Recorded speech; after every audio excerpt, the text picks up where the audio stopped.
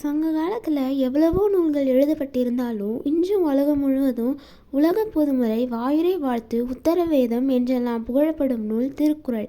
இந்த நூல் யாரால் எப்படி எழுதப்பட்டது என்பதெல்லாம் நமக்கு நல்லாவே தெரியும். ஆனால் முதல்ல இது எப்படி அச்சிடப்பட்டது என்பது தெரியுமா?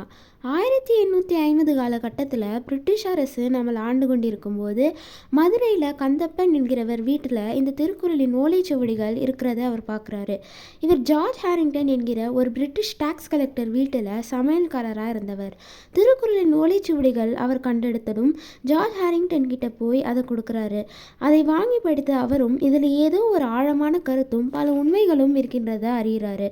சென்னையில் இருக்கிற தன்னுடைய நண்பனான வைட் எல்லிஸிடம் இதை கொடுக்கிறார். இந்த வைட் எல்லிஸ் தான் நம்ம இன்னைக்கு வாசிக்கிற திருக்குறளை முதல்ல அச்சிட்டவர். பிறகு அதை இங்கிலீஷ்லையும் மொழிபெயர்த்து அச்சிட்டார். இந்த ஓலைச்சுவடிகளை கண்டெடுத்த கந்தப்பன் என்பவர் வேறு யாரும் இல்லை, நமது அயோத்திதாசரின் பாட்டனார் தான்.